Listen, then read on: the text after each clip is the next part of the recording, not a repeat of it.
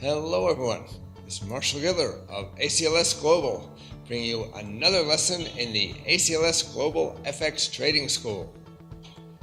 In our last video, I described when, where, and how FX trading takes place. Now, I'd like to discuss the advantages of trading FX. You can trade anytime, anywhere. As I mentioned before, the market starts trading at 8 a.m. on Monday in New Zealand and keeps going until Friday afternoon in San Francisco. It's like a horse race where the horses never stop running. So you can trade anytime you want to, except on the weekends and the occasional global holiday like New Year's Day. Let's say you wake up at 4 a.m. with a great investment idea. No problem. Go for it. Your broker is probably at work somewhere in the world. And as long as you have an internet connection, you can make the trade. Biggest market in the world. The FX market is the biggest market in the world. Turnover averaged $5.1 trillion a day in April of 2016. That compares with around $325 billion a day for all the stock markets in the world that year. So turnover in FX is about 16 times as much as turnover in stocks. And remember, there are far fewer currencies than there are stocks in the world, so turnover in the major currencies is much, much higher than in any stock. So it would be a really unusual day when a retail client couldn't get a price or couldn't make a trade. It has happened a few times when something extraordinary happens, but it's pretty rare. Of course, some times are better for some currencies than for others, but normally you can find a price and get in or out of a trade whenever you want. The huge size of the market also means that it's harder for any one participant to influence the market. Sometimes a big order will move the price, but it often comes back soon after. Not always, but often. You can sell as well as buy. When you're trading stocks, it's easy to buy a stock that you like and think is going up. But what if you don't like a stock and you think it's going to go down? It's hard to make money off of that view because it's hard to put on that kind of a trade with stocks. Selling something you don't own is called going short, as I'll explain in another video. Many stock exchanges have an uptick rule, which says you have to wait until the stock goes up to sell short.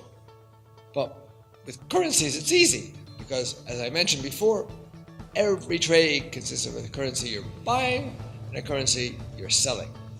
So that makes it easy to express your views in a trade.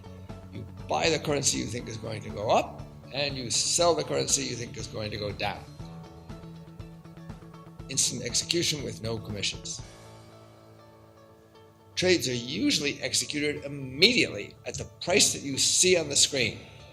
Depending on your broker, there may be no commission on the trade. Brokers usually make their money on the spread. That is, the difference between the price that you buy at and the price that you sell at. For some pairs, especially euro-dollar, the spread's almost nothing. Technical analysis works better. The fact that you can sell as well as buy makes it easier for people to use technical analysis on currencies. That's convenient for people who like to use that method of analysis. A lot of people who trade FX look at the market that way, and several academic studies have shown that it can work. Fewer instruments to worry about. There are thousands and thousands of stocks quoted in the world. Who has time to follow them all, or even a good number of them?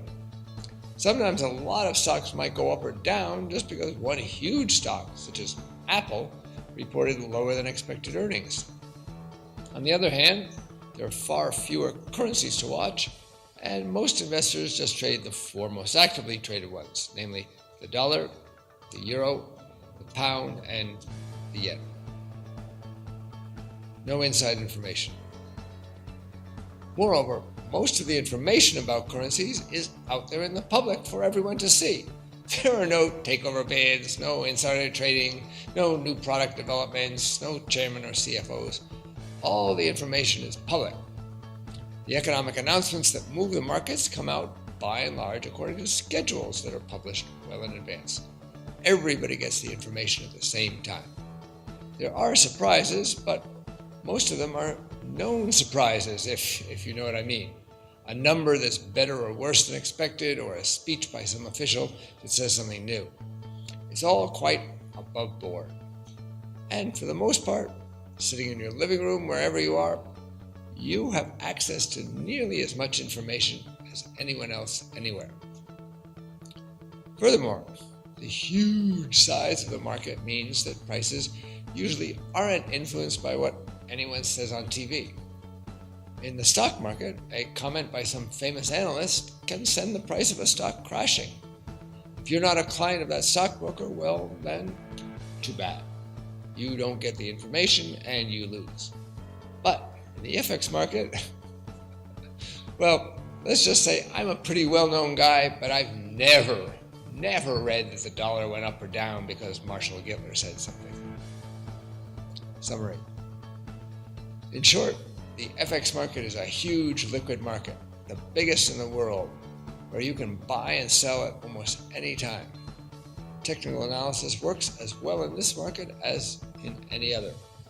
And almost nobody has access to any information that anyone else doesn't. It's as fair a market as exists in this imperfect world. This is Marshall Gittler of ACLS Global with another educational video. Trade with knowledge.